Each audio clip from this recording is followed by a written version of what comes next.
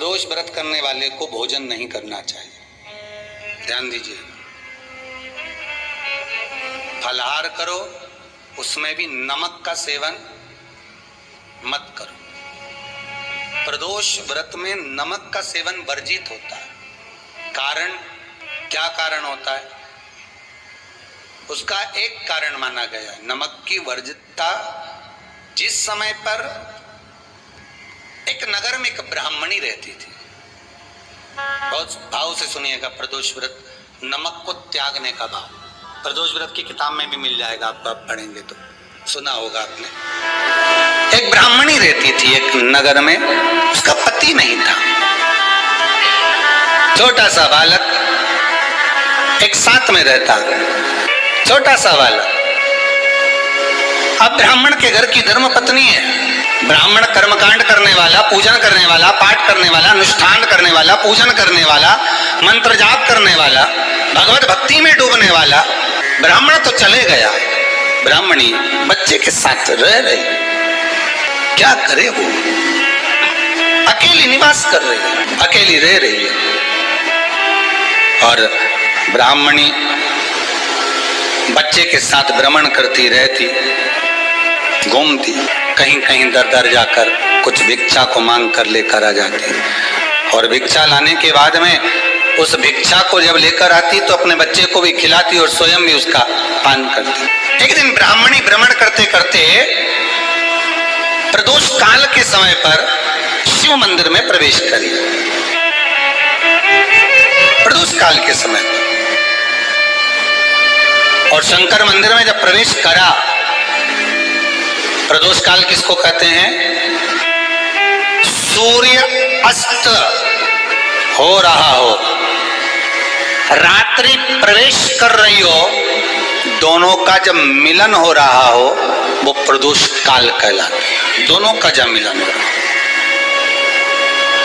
सूर्यास्त हो रहा, रात्रि अपना चरण बढ़ाने के लिए आगे बढ़ रही हो, और दोनों का जब मिलन हो रहा है, वो प्रदोष काल है, वो प्रदोष का समय है। ब्राह्मणी मंदिर में प्रवेश कर रही है। जब ब्राह्मणी मंदिर में प्रवेश करी, मंदिर के अंदर पहुंची, प्रदोष काल का समय था, प्रदोष का समय चल रहा था, और प्रदोष काल के उस समय में, प्रदोष काल के उस समय में जब ब्राह्मणी ने देखा कि कोई भगवान की भक्ति में लगा हुआ है, भगवान के रस तत्व में डूबा हुआ है, आज ब्राह्मणी के पास में कुछ पदार्थ नहीं है, अपने बच्चे का पेट भरने के लिए कोई सामग्री नहीं है, और कुछ आस लेके वो प्रवेश करी है, कुछ आस लेकर वो अंदर प्रवेश कर जाती है। कोई ऋषि की पत्नी, कोई ब्राह्मण जन की अर्धांगिनी उस प्रदोष के समय पर शंकर का अभिषेक पूजन कर रही थी,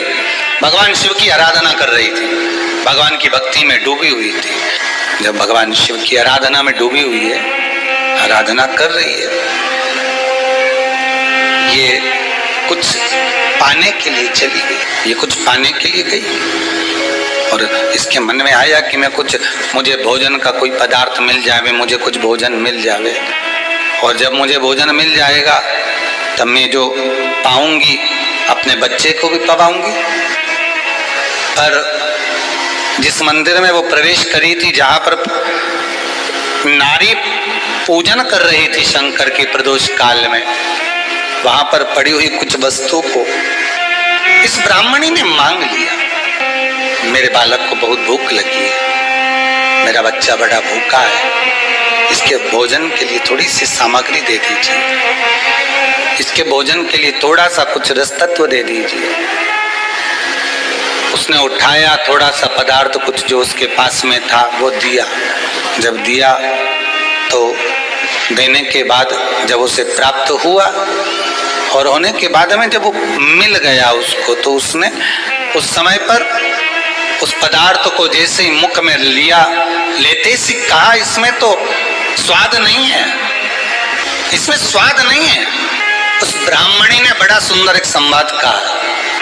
घर का जो बड़ा होता है ना, घर का जो बड़े होता है, घर का बुजुर्ग जो होता है, घर का जो प्रथम स्थल प्राप्त करने वाला, मेन कुर्सी पर अच्छी जगह पर जो बैठने वाला होता है ना, ब्राह्मणी कहती है वो कभी किसी वस्तु में ऐब नहीं देखता, मिनक नहीं निकालता। समाज के अन्नकूट होते हैं, समाज के जब अन्नकूट होते हैं महाराज, समाज के जब अन्नकूट होते हैं, बड़ी बड़ी समाजों में जब कार्तिक महीने में अन्नकूट महोत्सव होते हैं, बहुत सारा प्रसाद बनता है। जो बुजुर्ग होते हैं ना, बड़े समझदार लोग होते हैं ना, तो अन्नकूट की जब प्रसाद खाने बैठते हैं ना, उसमें नमक नहीं भी होता ना तो नहीं बोलते कि इसमें नमक नहीं है। पर जो हमने डोनेशन दिया है, जब तुम आए थे समाज वाले तो हमने 1000 का लिफाफा दिया, 500 का लिफाफा दिया, 2000 का लिफाफा दिया और भोजन ऐसा बनवाया। एक व्यक्ति वो जो खाकर चुपचाप चले गया और एक व्यक्ति वो जिसने प्रसाद पर उंगली उठाई। इन दोनों को अन्नकूट की तारीख पे इनका नाम लिख लो और अगला अन्नकूट आए तब दोनों की दशा देखना। एक जो चुपचाप खाकर चले गया, भगवान के प्रसाद को प्रसाद मानकर, प्रभु का दर्शन मानकर लेकर चले गया, वो उन्नति की सीढ़ी पर चढ़ता चले गया। और जो मिनक निकालता रहा वो साल भर खटर पटर की जिंदगी जीता रहा। भगवान के प्रसाद में कभी भी ध्यान रखिएगा, भगवान के प्रसाद के अंतर्गत स्वाद की कोई मूलता नहीं होती। भगवान का प्रसाद स्वयं स्वाद है। भगवान के प्रसाद में नमक नहीं देखना, मिर्ची नहीं देखना, भगवान के प्रसाद में शक्कर नहीं देखना, भगवान के प्रसाद में कुछ ये नहीं देखना कि कितना माल डला, कितना घी, कितना बादाम, कितना काजू, कितना इलायची डला। हाँ, यहाँ तक शास्त्र कहता है कि भगवान का प्रसाद अगर बन रहा है तो उसकी सुगंध भी नहीं ली जाती है महाराज। यहाँ तक शास्त्र कहता है। जब तक भगवान उसको पानी ले तब तक उसका सुगंध भी नहीं ली जाती। और कई कई जगह तो भगवान को प्रसाद अगर सूखा सामान हाथ में आ गया, इलायची कैसी है, मंदिर के अंदर जाने वाली है भगवान को डालने के लिए, लाओ यार किसकी दुकान से आई इलायची बताओ, इलायची तो पत्तीदार सूंघा, हाँ अच्छी है। अब सूंघ लिया तो भगवान इसको स्वीकार करेगा क्या? अरे जम के तो बोलो। एक फूल तुमने बगीचे से तोड़ा और सोचा इसमें पहले मैं सूंघ लेती हूँ, इसमें स्वाद है कि नहीं, इस फूल में गंध है कि नहीं, इसमें सुगंध है कि नहीं, और फूल सूंघ लिया, उसके बाद तुम भगवान को देखो, भगवान स्वीकार करेगा नहीं। कई कई घरों में तो हंडी से दाल चलाती जाए अपने हाथ में डाल के। महाराज ब्राह्मणी ने जैसी मुख में लिया थूक दिया। ये श्रेष्ठ नहीं है। जो ऋषि की पत्नी अंदर पूजन कर रही थी प्रदोष काल, उसने कह दिया आपका चेहरा बता रहा है कि आप ब्राह्मण की धर्म पत्नी हो, पर आज आप दर दर जाकर अगर भिक्षा मांग रही हो, दर दर जाकर अगर भीख मांग रही हो, दर दर जाकर भिक्षा को मांग रही हो, तो इसमें आपके पति का दोष नहीं है, दोष आपका है। क्योंकि आप भगवान के प्रसाद में भी जो स्वाद देखी थी ना, ये आपका एक जन्म का नहीं है, ये ना जाने कितने जन्म का है। ब्राह्मणी के मस्तिष्क में बैठ गया, ब्राह्मणी के उस कहा ना वो बक्कल में नहीं अक्कल में बैठ गया कि ये स्वाद नहीं देखना। इसलिए प्रदोष व्रत के अंतर्गत ब्राह्मणी ने उस दिन से विचार कर लिया कि जैसे आप पूजन कर रही हो, जैसे आप अर्चना कर रही हो, जैसे आप आराधना कर रही हो, ऐसी आराधना, ऐसी पूजन, ऐसी भक्ति में भी करूंगी, ऐसी आराधना में भी करूंगी। अब मैं स्वाद नहीं देखूंगी। तो प्रदोष व्रत करने वाले को ध्यान रखना चाहिए कि नमक का सेवन ना करे, भोजन ना करे, फलाहार करिए, फल का आहार करिए, प्रयास करिए। और यदि आपने व्रत का ले लिया भोजन का कि हम तो एक टाइम फलाहार करेंगे, एक टाइम भोजन करेंगे, ऐसा भी कई लोग प्रदोष ले लेते हैं, तो वो बात आपकी है, आप तक रखो, ठीक है, अपने मन तक। ठीक है, बाबा आपकी मनोकामना पूर्ण करे, वो भी भाव रखो।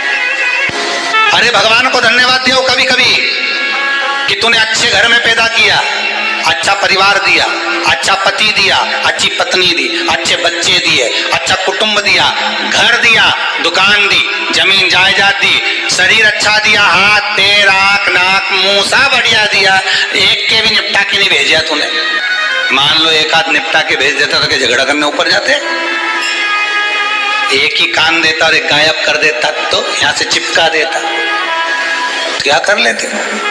हाथ एक देता और एक गायब कर देता, क्या झगड़ा करने जाते ऊपर कि मुझे ऐसा शरीर दिया? नहीं, भगवान को धन्यवाद देना कि मुझे अच्छे घर में पैदा करा, कटोरा लेके वहां चौराहे पे नहीं बिठाया। तूने अच्छा घर दिया, 2 समय की रोटी दे रहा है, खूब जोरदार शरीर दिया, भजन करने का मुहूर्त दिया, और बचा कुचा था तो ये सियोर वाला महाराज दे दिया, कथा सुनाने वाला। शाम के समय पर प्रदोष काल में बेलपत्री के पेड़ के नीचे, चाहे शंकर के मंदिर के दरवाजे पर या शिव मंदिर में, अगर आप प्रदोष के दिन दिया लगाते हो, सोमवार के दिन दिया लगाते हो, तो ऐसा कोई व्यक्ति नहीं जिसको मेरे देव अधिदेव महादेव मेरा विश्वनाथ भंडार नहीं भरता हो, खाली नहीं छोड़ेगा, दे देगा, भंडार भर देगा, कमी तो नहीं रख सकता, ये पक्का। पर तुम करना ही नहीं चाह, 2-4 सोमवार करो और उसके बाद कहो महाराज जी हमने तो करा था, हमको तो मिला ही नहीं। 2-1 प्रदोष करा तुमने, अरे 1 साल करो, सारे दरबदर भी तो अपन ठोकर खाकर आए, इतना साल निकाला अपन ने, और 6 महीना 3 महीना 4 महीना भगवान से निवेदन तो करो, दिल से क्यों तो सरी, नी भंडार भरे तो बात दूसरी, एक बार बोलो तो। पर जगत के लोगों के सामने जाकर मत कहना तो देव अधिदेव महादेव से कहना। प्रदोष व्रत करने वाले को प्रदोष के दिन प्रयास करना चाहिए कि रात्रि के समय पर आधा घंटा 10 मिनट 20 मिनट जागरण करे। जागरण मतलब थोड़ा भगवान का भजन कर ले, भले 4-5 माताएं इकट्ठी नहीं हो तो अपन अकेले ही कर लो। अपन अकेले कम है क्या भाई, अपन कम पढ़े, आराधना अकेले भी करो, जागरण करो। जब आपकी 11 प्रदोष हो जाए, 26 प्रदोष हो जाए, तब उद्यापन करो। उद्यापन 2 ब्राह्मणों को जोड़े से बुलाओ, ब्राह्मणों को जोड़े से बुलाकर उनके चरणों की पूजन कर कर, आराधना कर कर, सुंदर मंडप तैयार कर कर भगवान का, उसमें सुंदर रंगोली डालकर, मंडल बनवाकर पूजन करो शंकर भगवान की प्रदोष का। एक दिन पहले गणेश की आराधना करो, पूजन करो, और प्रदोष वाले दिन जो मंडल बनाए हैं पूजन अर्चना करने के लिए, जो स्थान दिया है उसकी आराधना करो। खीर की आहुतियां दीजिए 108 बार।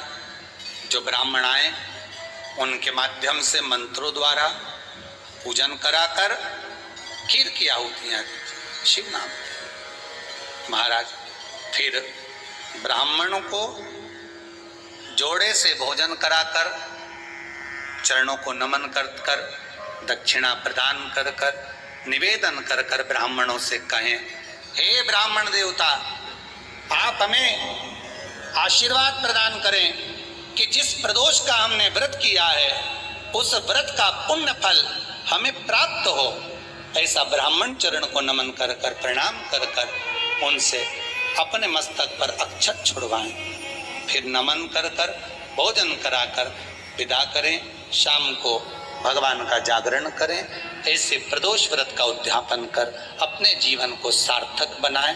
ऐसा सुंदर प्रदोष व्रत का व्याख्यान वर्णन स्कंद पुराण में करा गया। वही स्कंद पुराण का प्रदोष व्रत का वर्णन आपको शिव महापुराण के इस सुंदर संवाद में किया गया।